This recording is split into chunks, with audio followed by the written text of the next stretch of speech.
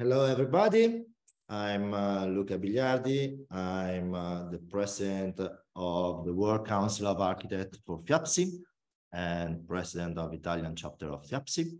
And I'm here to present the first webinar of the World Council of Architects. And with me, there are a huge element and huge partner.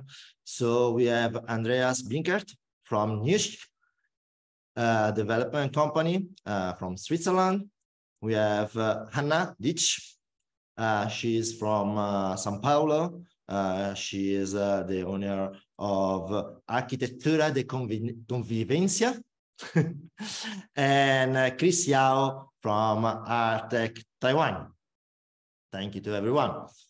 I'm an architect, and also I'm the owner of Principio Attivo Architecture Group, and very proud to present this first webinar. We will talk about architecture in the cities, but first of all, I want to give some minutes to all of our presenters to have time to present themselves and what are their jobs. First of all, Andreas, please present yourself, introduce yourself and your job. Thank you very much, Luca. Hello, everybody. Good morning. Good afternoon, good evening, wherever you are on this globe. I'm very happy to speak once more for the FIABCI community. Now, my name is Andreas Binkert. I'm an architect, I'm not a broker, but I have decided when I was about 45 years old, I would never become as famous as Kris Yao, so I stopped being an architect and I became a developer. As such, I think I would like to intensify the discussion with everybody who is dealing with real estate, because we have a couple of really urgent issues. And the most urgent to me is the climate. So when I will talk later on, I will look at it not from the viewpoint of a star architect, but much rather of an urban developer who tries to find ways how we can live peacefully and happily and comfortably on this globe together. Thank you. Andreas, sorry, you are also a member and ambassador of 2000 Watt Society and president of 2000 Watt Society, Smart City Society. What is your role in these companies, in these associations? And well, as the president of this association, my role is basically communication towards inside and outside. And that's why I'm here, and not some of my fellow members of the association who are much better geared to tell you exactly how many kilowatts we use or how many tons of CO2 we emit. I am the one who is trying to bring together people around the globe, from UN Habitat to Sorbonne to IIT in Mumbai, and all of these people. Only together can we succeed. Thank you. And Anna Dietzsch. Anna, she is from São Paulo. Please introduce yourself. Hi, thank you, Luca. Hi, Andrea, Kris, everyone. Thanks for being here. Thanks for inviting me. I am actually Brazilian American. I lived for a long time in Brazil, and for the last 25 years, I've been working in between Brazil and New York. I'm an architect, an urban designer. I'm also a teacher. I have worked with urban design for a long time, and now my research is actually in the Amazon, outside of the big cities, but also a very important place for the functioning of our cities. And nice to be here. You are the coordinator of Forest City Platform, is it correct? Yes. Yes. Yes. What is this platform? What does it work? For a city is, it's called a platform because it's a decentralized horizontal platform for working with different people from different backgrounds. But basically, it's a group of professional people who want to build cities in a different way with a different paradigm, and that are very inspired by natural systems and also the indigenous communities in Brazil. We are working for the water, not with the water. We are working for the indigenous people, for the forest, and for the people of the forest, and trying to work with the mayors in the Amazon, small cities, decentralized cities, so that the extraction platform that has been formed is somehow going to work with nature, not against nature. Super, very interesting. Thank you. Kris Yao from Taiwan, ARTECH. I think everyone knows him. Please, let us to introduce you. Hi, Luca, thank you for having me. And hi, Andrea, Anna, and everybody on the web. My name is Kris Yao. I am a very simple architect, not like what you say, a star at all. This is my 39 years of our firm, which I established in 1985 in Taipei, Taiwan. And currently we have 2 offices, Taipei and Shanghai. Most of our work projects around Asia, and just some of the projects are in Europe and United States. And we're lucky to be involved in many kinds of projects, including commercial, corporate, and also a lot of cultural projects. Honestly, although we have done some real estate project, but I am not at all familiar with the rules and intricacy of real estate developments. So I hope I can, I'm not too out of place here talking to you guys, experts. Thank you, Kris. I have a question as Italian. You know, I'm from Italy, and I know that you came in Italy from the Venice Biennale. How was your experience in the Venice Biennale, and what was your part in the Biennale? Oh, I attended twice, 3 times Biennale. Yeah. And I think what I enjoy most is to sneak in one of my other interests, which is film, into presenting architecture and urban design. And in fact, in long time ago, in 2002, I did a lot of film and models for one of my high-speed rail project. At that time, it was under construction. So I think it's a good release, first to see many, many interesting projects from all over the world from our colleagues. And secondly is to do something that I don't have to be constrained in trying to build with our traditional ways. Thank you, Kris. Okay, as the title of this webinar says, I asked to our colleague to talk about architecture and the cities. You know, FIABCI is a real estate federation, and most of all, we talk about the real estate market and how's the market is going on all around the world. But in the real estate, as architect, we are part of this community. And sometimes we don't speak about how, as architect, we see the cities. So I asked to our colleague to talk about their vision of the cities in each country, so we can try to understand what are the differences and what we have in common. For sure, we will have a lot of elements in common, but each part of the world is own capacity and details. So I know that some of you have a presentation. Andreas, first, you have the stage is for you. Thank you. Thank you again, Luca. I would like to share a couple slides with you.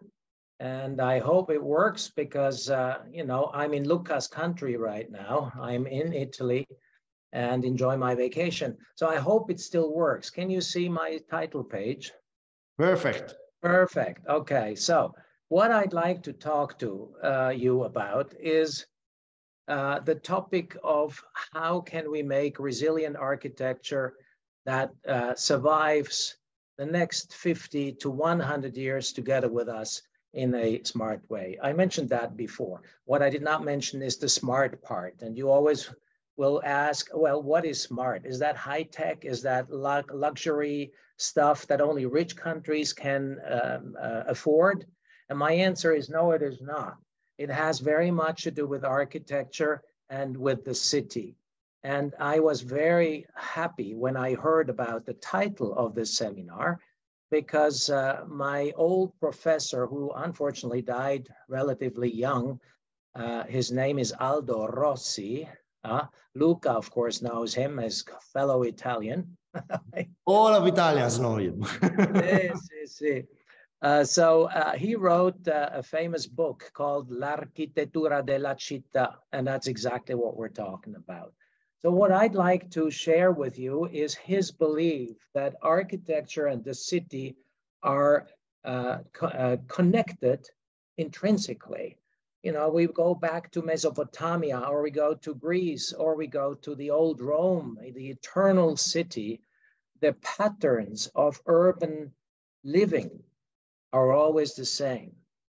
Yes, we have come a far way into modern times. But before then, let me tell you, a city had rules that were the same in Shanghai as they were 2,000 years later in the Athens Charter of Le Corbusier.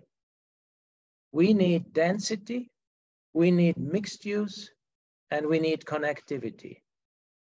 Now, when I studied under Aldo Rossi, we came to realize that, yes, 10% of all architecture is stardom architecture, but 90%, and that's a huge majority, is just fabric. And that's what I'd like to share with you. Not my fancy buildings. Now, the building on the left side is a building that we've done, but it's not fancy. It just interprets what the old Mesopotamians 4,000 years ago, or in China 2,000 years ago, or in Rome 1,000 years ago, were already practicing, because it makes sense. And much of what we've done in the last 50 years in architecture did not make sense. We have to get away from it again and combine that wealth of knowledge from thousands of years of architecture with the smart technologies. And that's why we call ourselves 2,000 watt smart cities in Switzerland. What you see here is one of the communities that we designed for Zurich. This one is in Zurich. Here is a big meadow that they wanted us to design. And when you look at what come out, you see this is under construction, is in Bern, same pattern. There's always a logic behind architecture. It's not just fancy. It's not stardom. It's a logic. And when you think of how many people fit into a city, I can tell you very easily, because we work closely together with the city of Carlos Moreno in Paris. In a 15-minute city where you can reach everything that you need in walking distance, you can easily put something like 20 to 50 to 60,000 people in comfort. And this is what we have to learn again, because we've learned that only if you have an individual villa, only then are you leading a comfortable life. That's not true. We have to learn that. So what we did for India particularly is to try and find a model city, not a city basically, a model community where 20,000 people can live and grow together. And when I say grow, I also mean food. You see in this slide on the lower part is a forest, then come the fields, then come the greenhouses, then come our houses, and on top of it, it's greenery or solar. And that can come in different sizes. This one is a project that we're working on in Man. Man is outskirts of Pune, and Pune, maybe those people who aren't from India don't know it, but it's a 5 million city. You know, coming from Switzerland, has 8 million people. This small little unknown city is almost half size of Switzerland. So what we want to do is we want to bring them architecture that is fabric architecture, not stardom architecture. And it could look like this. You know, it has a water reservoir in the middle, trees on top of that. It cools down the urban fabric by more than 3 degrees, which is very important in the future because of rising temperatures. And then when you have done everything, you should certify it. And that's what I do with my association. We certify, we coach, we consult, and we certify, so that we all can tell each other what good stuff we do. And so that we can also tell the FIABCI members, look, this is how you should design in the future. Your communities should be resilient. Your communities should be nice to live in. And in the end, of course, have nice architecture. So I don't want to get any longer with that. I'm just pushing this point. The architecture of the future will be a smart and sustainable architecture. And we can do it. We have the rules. We can measure it. We can measure our success. And in the end, if we end up with net zero, which is in everybody's mouth, I don't know how to do net zero, but maybe you do. And then I'll let you tell us. This is how we see the city coming from the architecture of a single building to the community, to the town, and to the city. And all of Switzerland should, in my vision, become a smart 2000-watt city, reducing the amount of energy we use, reducing the CO2 we emit, and we can do that with all kinds of measurements. And I welcome everybody to start discussing with us, and maybe we can make our world a better place together. Thank you. Thank you. Sorry, I have a question immediately to you. You know, you are in Italy, and I think that sometimes Italy is a small place where we can replicate different parts of Europe. But you talk about role and rules about architecture. Don't you think that if we follow up the same rules all around the world, at the end we can we can't find the difference between Monterosso, then Milano, between São Paulo and Taipei, because I'm pretty sure the rules are very important in the city, and I think that we can and we should have much more rules to have a good society. But at the same time, if we use the same rules all around the world, the problem is that all the world seems the same, no? No. No. Don't have to worry about that. We will always see the difference between a hot country and a cold country. In a cold country, you have to wrap yourself up. You have to tighten. You have to make volumes as tight as possible. Whereas in a hot climate, you have to empty as much space as you can, cross ventilation, make trees all over so that they can shade. You don't need those trees in the north because you want to have the sun. So I think climate and the location, the local culture will always make architecture different, but the rules are the same. We have to be sustainable. We have to be communicative. We should be able to reach what we need on a daily basis on foot or on bicycle, because there's simply not enough energy and not enough CO2 potential in the world for all of us. And what we want to do is we want to create an atmosphere where every country has the same rights. Now, I'm coming from a very rich country. Why should we have more rights than a poor person in Africa? We should share, and I think that's my last remark. I'd like to hand over to Anna, because that's her field. You know, how do we deal with architecture for those who were less fortunate? than us, the rich countries. So are you agree that there are two levels of rules? The first one that should be common for everyone, sustainability, social impact, and that's all. And rules that are local rules, difference between Shanghai to Taipei to Rome and São Paulo. Are you agree? Absolutely. Super. Thank you for your time. Anna, please give us your vision from São Paulo. I think I'm going to talk in more general terms, not only São Paulo, although São Paulo has been going through a very interesting transformation. Since 2014, we have a new master plan. São Paulo is ruled by this master plan, differently from other cities that only have zoning or code. It's kind of like broad guidelines that then help shape the zoning and the codes. And in 2014, there was a radical change. São Paulo, although it's one of the biggest metropolises of the world, it's now around, I think, 22 million people. It spreads in an area of 9,000 square kilometers. It's really huge and spread out. It's really kind of like Blade Runner on steroids. Very inefficient, a lot of wealth gap, a lot of social problems. But since 2014, this master plan kind of like changed the way that both the private and the public sectors should engage with the city, going from monofunctional, very prescriptive laws to kind of more layered, multi-layered, and diverse, ways of thinking.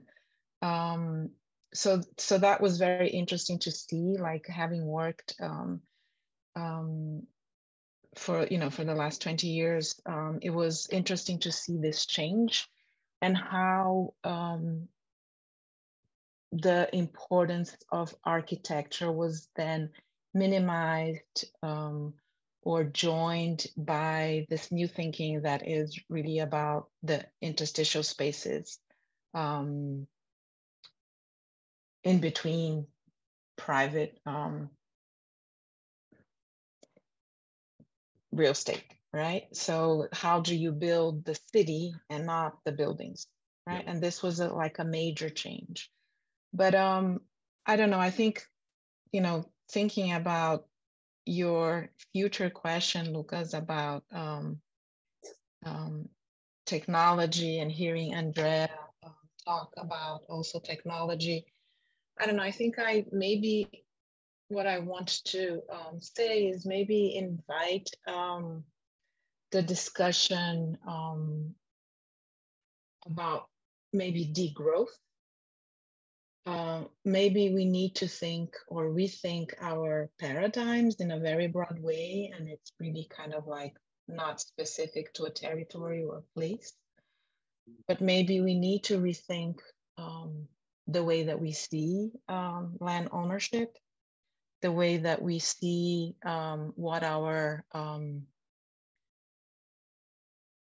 what is the meaning of things like wealth, what is the meaning of things like progress. And this becomes very, very obvious when you're dealing with places like the Amazon or indigenous communities. There is a very important indigenous federation in New York called the Haudenosaunee Confederation in the north of New York. They're still there. There's 6 great nations that were very important still for 300 years after we arrived, after Europeans arrived. And they have this very interesting way of planning.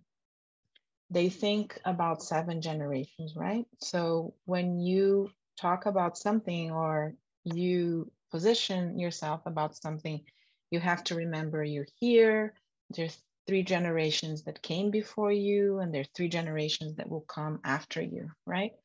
So in dealing with the territory and dealing with urban design, right, or the design of a landscape, it's very interesting to see through history how the dialogue with, Europeans was difficult because, Europeans would say, well, but you sold the land.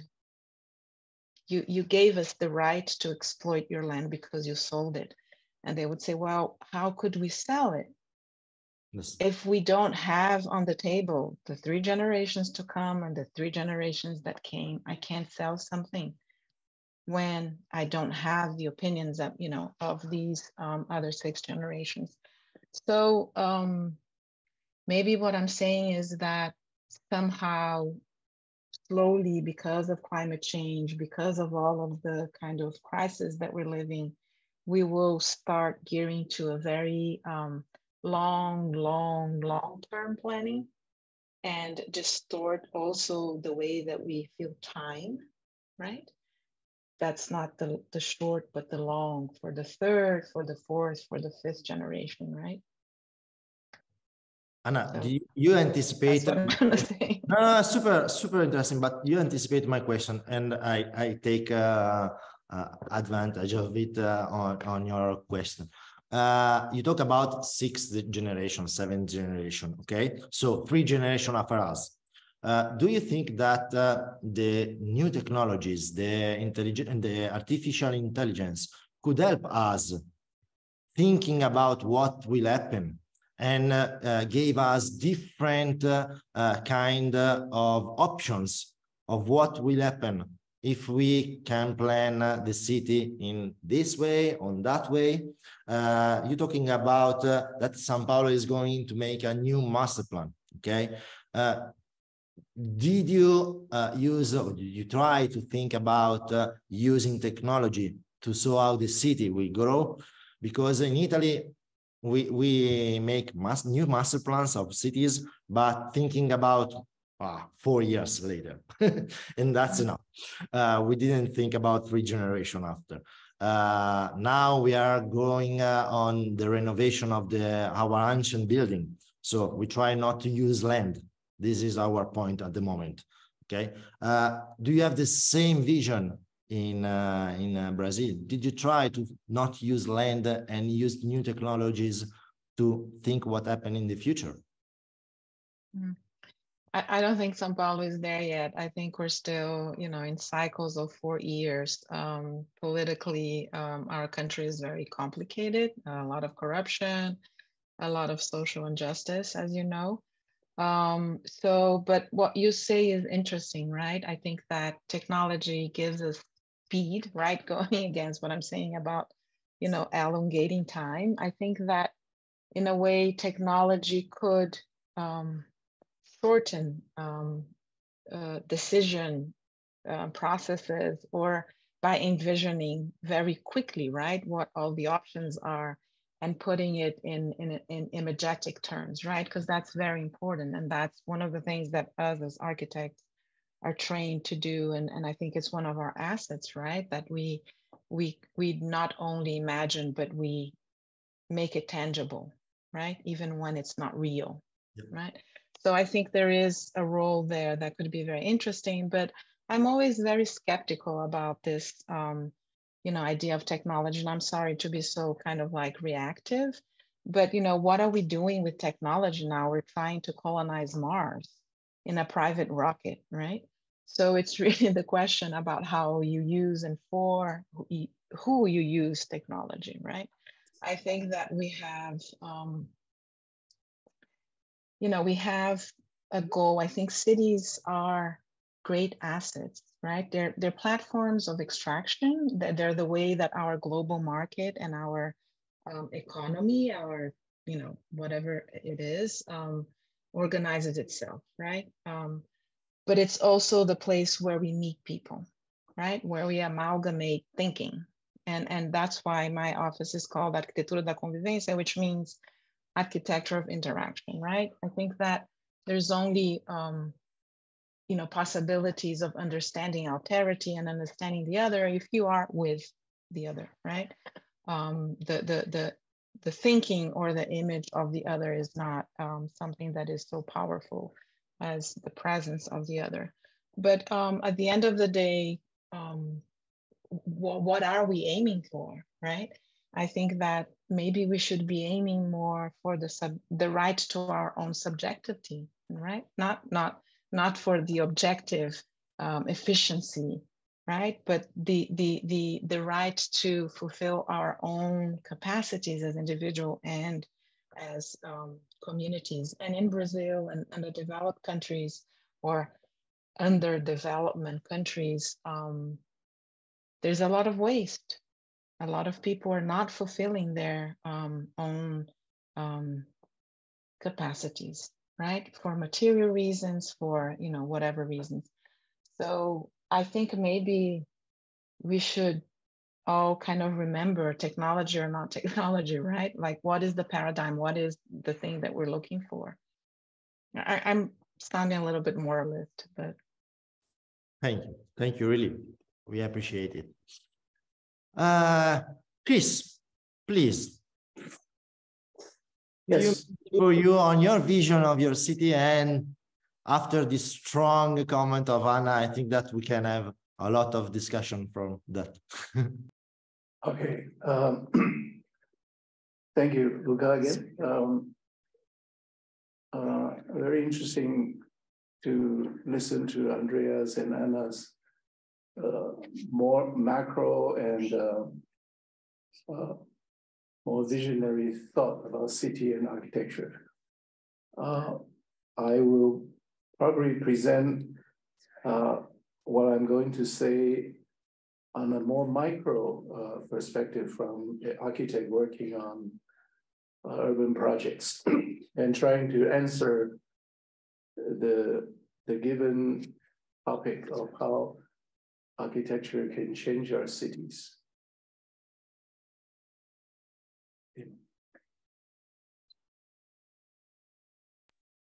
Perfect. We see it perfectly. Yes, Lisa.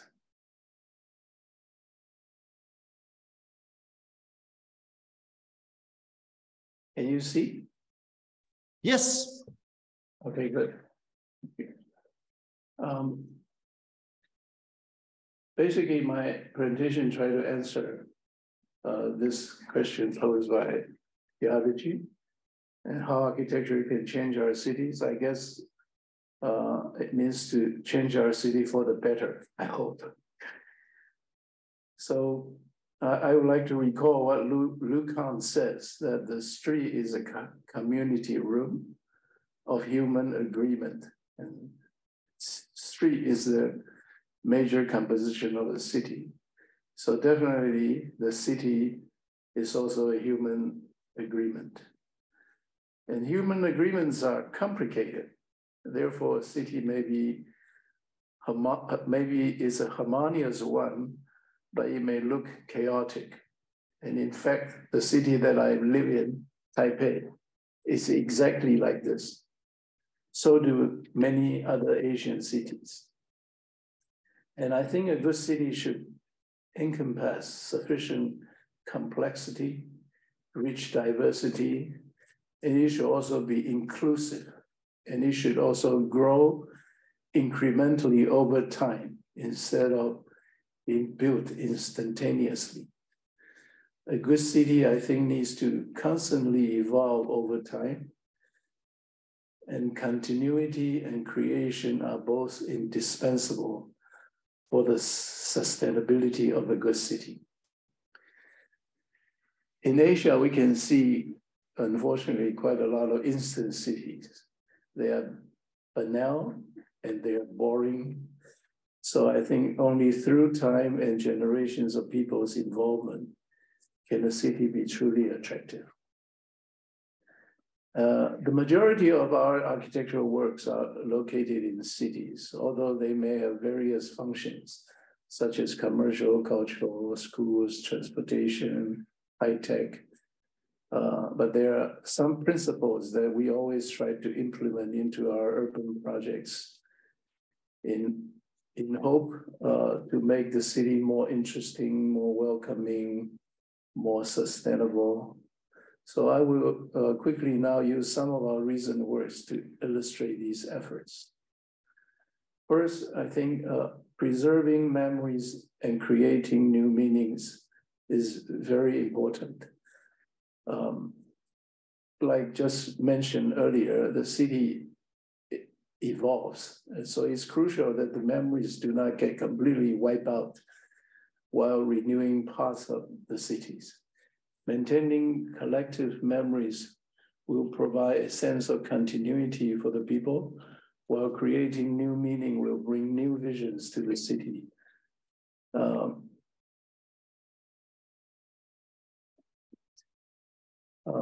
There is, currently we're doing a project in China, Ningbo, and it's a very interesting site because this, if you can see my cursor, this is the oldest Chinese private library, 462 years old, and luckily survived intact through all the havocs of Cultural Revolution and all that. And surrounding it is a very old ancient city complex. And across to the south side, there are also still some old buildings existing. And our mission is to design a museum to expand the original private library, make it into a museum and also a archive in this area.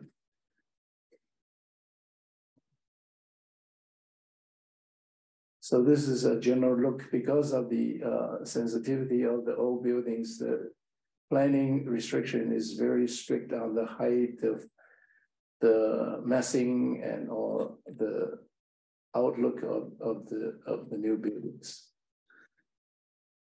So one of our challenge in this, on the east side, the museum part, is right in the middle of this land. There are 3 old buildings that has to be kept. And also the massing of the museum has to be broken down, so it becomes a series of pavilions instead of one big building.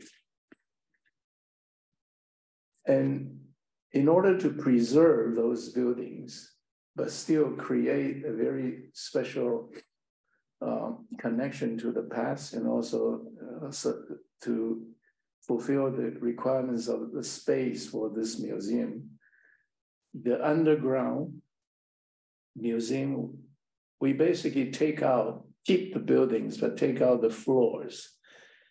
So from outside, people can see the old existing or renovated building, restored building, I mean. But when you look in from the windows on the small alleys, that you actually see a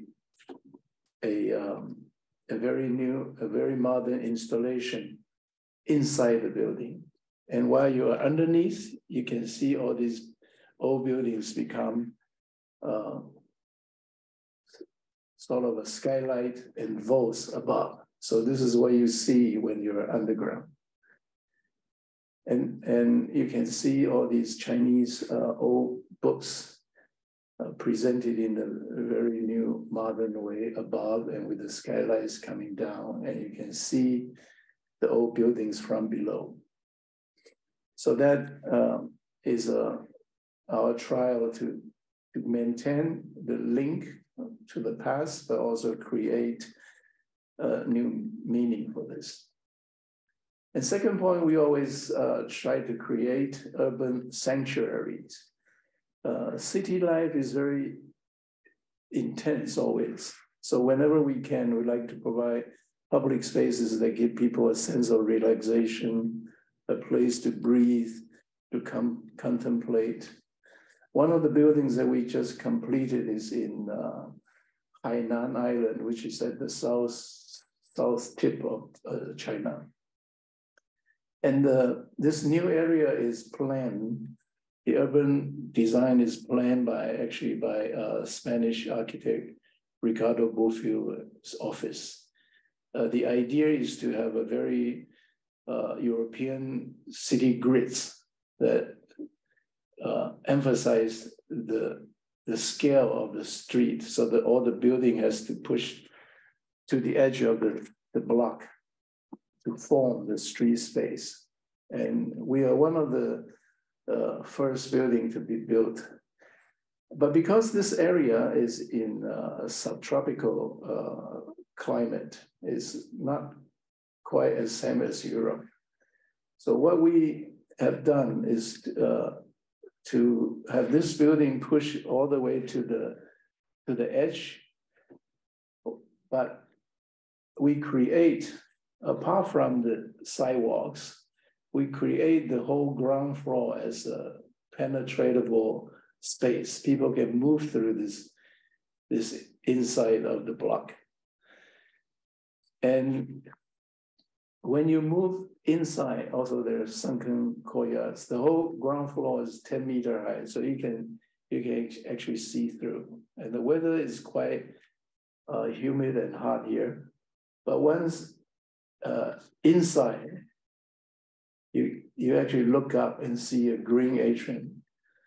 And the idea of the green atrium is coming from this Chinese traditional courtyard house that has the tile roof slope inwards to collect the water into the courtyard.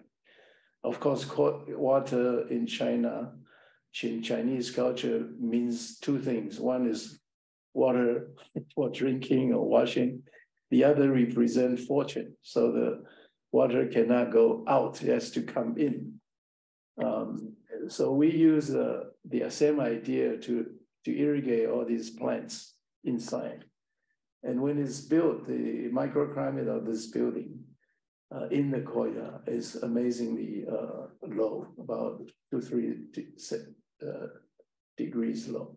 And in the office, you can see across and with all these green areas. And also while you're in the office, when you look down, you can see pedestrian people passing the ground floor plaza. And that's from the drone shot from the top. The other one, a very special project in Taipei. The site, outside of the site is quite a busy traffic and also a elevated highway pass through. And this is a modern Zen temple right next to the busy road. But the first thing we try to enter the Zen temple is a piece of huge concrete wall with an inscription of a very famous sutra on top of it. And when you pass this, the whole environment suddenly changed. We have this very simple building in front of it is a 80-meter long water pound, lotus pound also, and reflection makes the whole environment suddenly become very quiet, and many people just sit around the building, sit around the water to meditate. And these banners will flutter when the wind comes. The water also will move. So it's a completely different atmosphere from what's outside. And also we have this inscribed Diamond Sutra on the walls. So it brings the so-called the Buddha's words through the lights into the space. And in the main hall, there's another very famous Heart Sutra. At the sunset time, you catch the light, and the light just slowly move in the space, and one can feel the whole the Heart Sutra is floating in the space of the shrine. Nice. And then also engaging existing urban fabric is something that we always found very necessary and interesting. Unfortunately, many times we see gigantic new developments in the city, which destroy or block the existing fabric or urban activities. And that can cause at least inconvenience or sometimes hostility for the people. So trying to engage the existing city fabric is crucial, especially for public buildings. And this is one project that we won the competition. It's a Taipei Music and Library Complex. On one side to the left is a library, on the right-hand side is a music complex. And it's located in an area, Taipei East District, that the streets and alleys are very, very interesting now, with a lot of coffee shops and mixed-use residential shops. Very nice area, very nice pedestrian site. But in order not to put this building sitting on this site, blocking the alleys, what we have done is to try to keep the alley accessible. At the same time, we lifted the whole building up. So the ground floor becomes a lot of shops and students studying area, and also, of course, some loading requirements. And then we create a plaza with a big stairs going up, going to the left to the library, going to the right to the symphony hall. And also people can sit on the stairway, look down straight to the alleys. And also the rooftop can be using the CBD as a backdrop for evening performances. So hopefully we, when it's complete, we hope we can retain the Taipei alley activities and also create many levels of three-dimensional levels of public activities. And lastly, whenever we have opportunity to encourage civic explorations, we all love pleasant surprises. So unexpected discovery of special places hidden in the city can become our most memorable impressions. Currently, we're doing a project in Kathmandu, Nepal, on this UNESCO site of Buddha Stupa, next to the Buddha Stupa.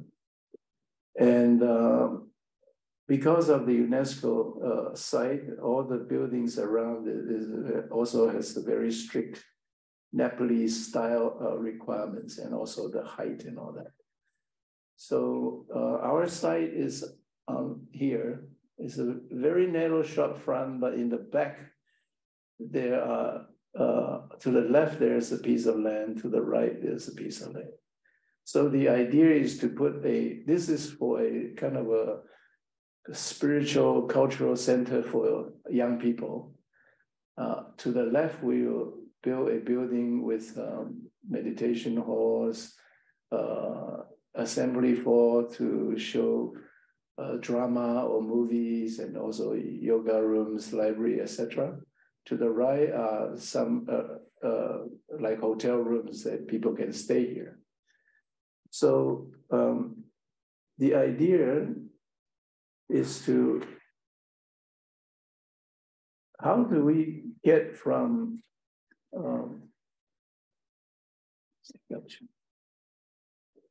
the next one?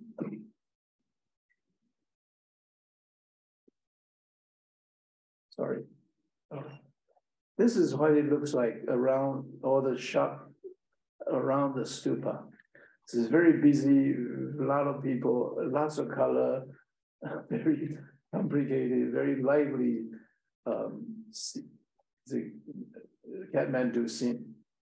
And our building, this shop front is a very narrow one, but it has a length of 40 meters stretch to enter to the left and right building.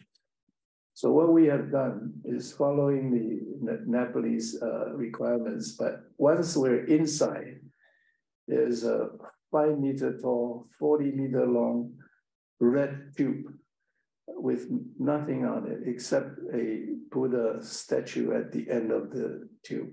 So when you enter, the space experience is totally different from outside.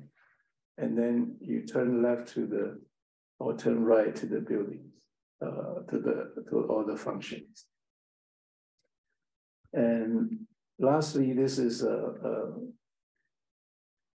twin theater in a restored water town in China, in Zhejiang. The purpose for this building is because this place called Wuzhen now has a very famous international theater festivals. And this town is amazing. It's 2 kilometers long.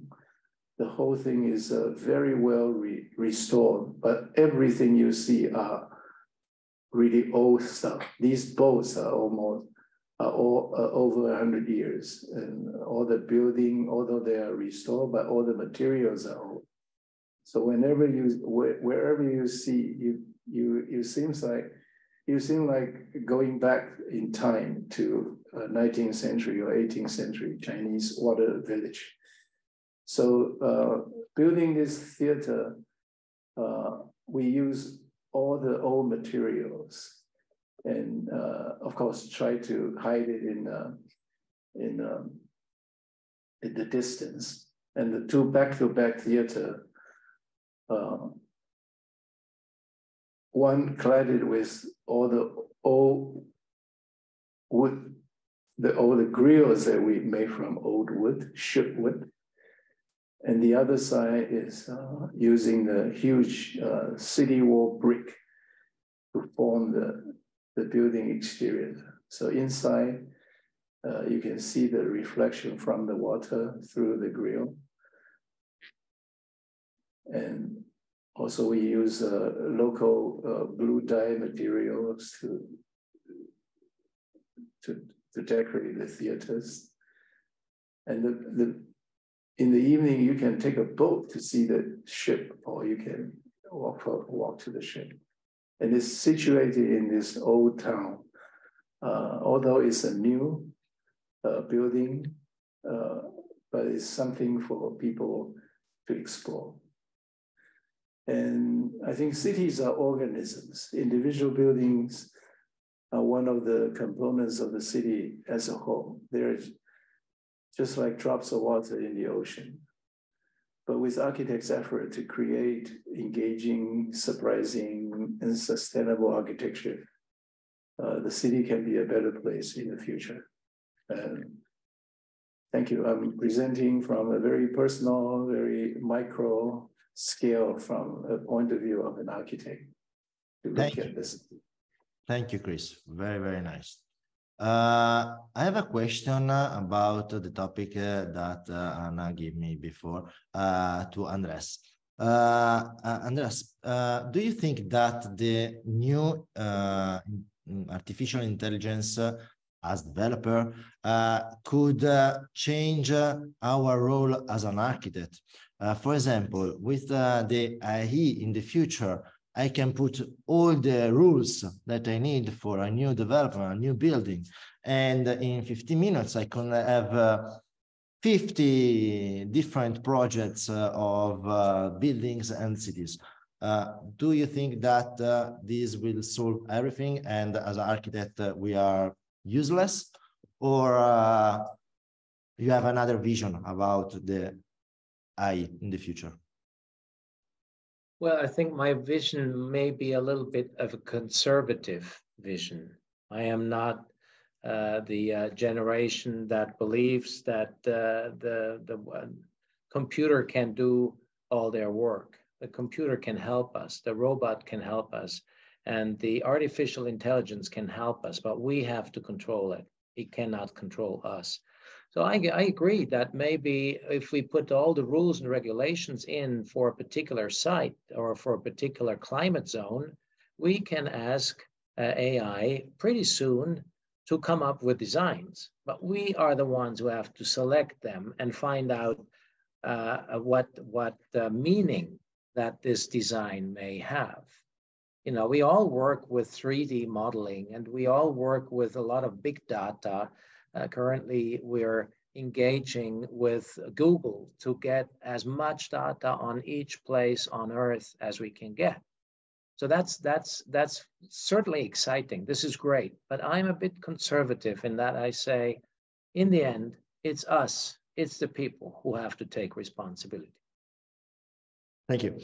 Anna, as a owner of Principio Attivo, in Italy, we have this huge problem about big cities that are perfect for the real estate market. Okay, we can sell everything in 5 minutes, but at the same time, the cost is so high. So we sell only for foreign people, with rich people, big companies, and we have the problem about affordable housing.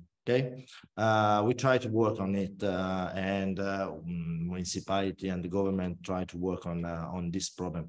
Do you think, in your vision, that the difference between affordable housings and high-rise building or high-level building should be a difference that, as architect, we just try to destroy? Because is it true that if we work houses for poor people and houses for rich people, the division between these social effect will be grow instead of connecting? There are some solutions as an architect that you can see. Well, I think proximity is super important, right? As we were talking before. And there are so many studies, right? Harvard University has done so many studies about the benefits of populations, communities that somehow have managed to stay, although gentrification expelled most of the other people, and how these groups have benefited from social capital, right? Just by proximity, by being where the infrastructure is not only physical, but of, like social capital, right? Like of services and intelligence and accessibility, right? So yeah, the question is, the answer is yes. I mean, we have to mix, and I think that the other, there is this other experiment in the 70s, and it was done in between different universities in the US. Basically what they did is they had like tons of groups of 10 people. They would put a jar full of beans in the middle of the room, and these 10 people would have to tell after a couple of hours how many beans were in the jar without being able to touch the jar, right? And it was a massive, like Americans like statistics, right? They can prove things with statistics. So they did that with I don't know how many thousands of groups, and it was overwhelmingly clear that the groups that were more successful were not the groups with the more intelligent people or the wider people or, men or women, but the ones that had diversity, right? So this kind of like intelligence that kind of picks from, like our brain doesn't work like a computer, right? We work when we bounce from other brains, right? When we, like our creativity has to do with the in-between of these waves, right? Not like our own only resource. So yeah, we have to do that. And then the solution, I think, is about proactivity. I think that in Brazil, I think it's a very good example. Like I was talking about this new, now old master plan from 2014 that changed radically the way that developers and anyone should build, the private sector should build the city, but there's still a lot of problems. So for example, São Paulo is a city of walls. Everything is walled off because it's dangerous, because, so many poor people, so many rich people. So I kind of like encastle myself and I, detach myself from what is public. Therefore, the public is no one's land, right? And it's it's chaos. So in the 2014 master plan, there was this guideline. Okay, if you want to build X amount of square meters, you have to have storefront.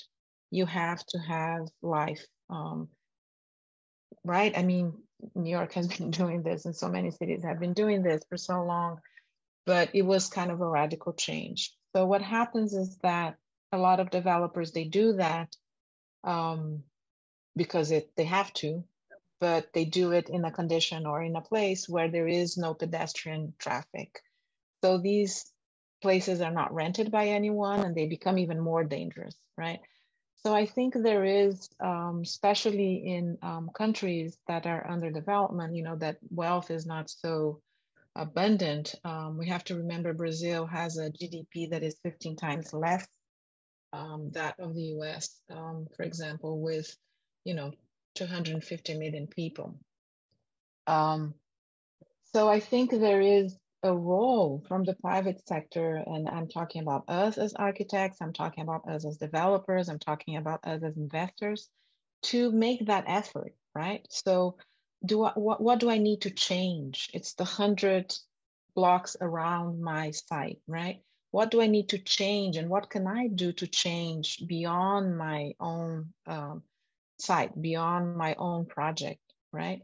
Is it about having more, better light? Is it about having better sidewalks? It's about, what is it?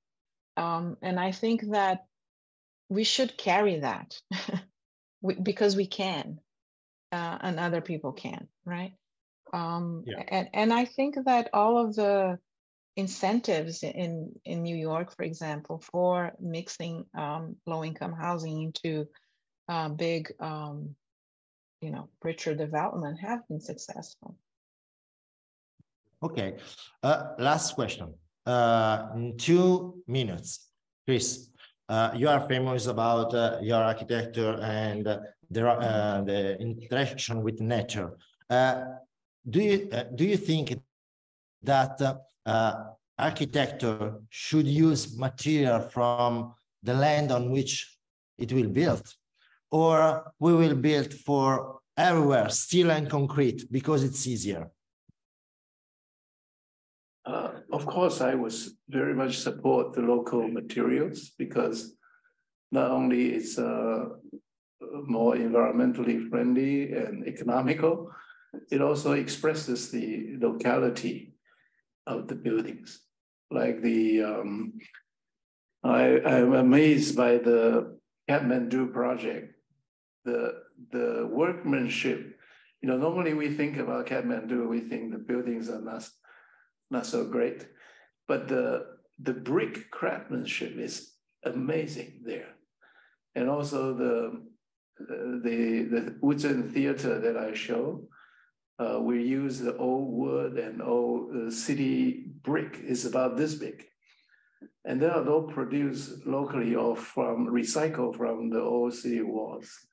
And they also using the local labor. And even though our design, the curved wall are something new, but it immediately exudes a sense of the building is grow out from that place, not imported or not new, So I definitely support the locality, the local materials.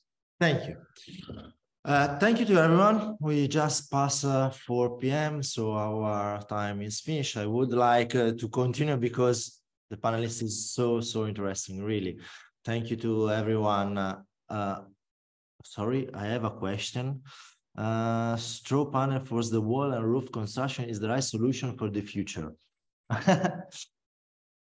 Katrina asked us if the use of straw panels for the walls and roof construction is the right solution for the future. What do you think, Kris? Straw what? Straw panels. I didn't see it. Straw panels. I'm sorry, I don't know what straw panel. Are panels made by wood and recycling the element from woods. If I may try and answer, yes, it is a way to build for the future. I am I'm afraid I don't know enough to answer this question. Don't worry. Maybe you do, Kris, because straw has been used with raw earth, right? With mud panels for so long and bricks. Yeah. And probably in Taiwan. So yeah, we should continue I actually doing had that. I actually had the most exciting experience build a few buildings in Bhutan. Mm. There you go. My client decided to tell me not to use any modern material. So we use ram earth. Yeah. And it's amazing. The building ended up with very warm in the winter, very quiet, and you don't need to buy anything. You just do use it. the earth. Yeah. All of us are agreed that they are useful. Okay, thank you. Really, it was a very pleasure. I hope that everyone liked the panel, and thank you everyone for your time. Thank you very much. See you soon. Thank you. Bye-bye. Bye-bye.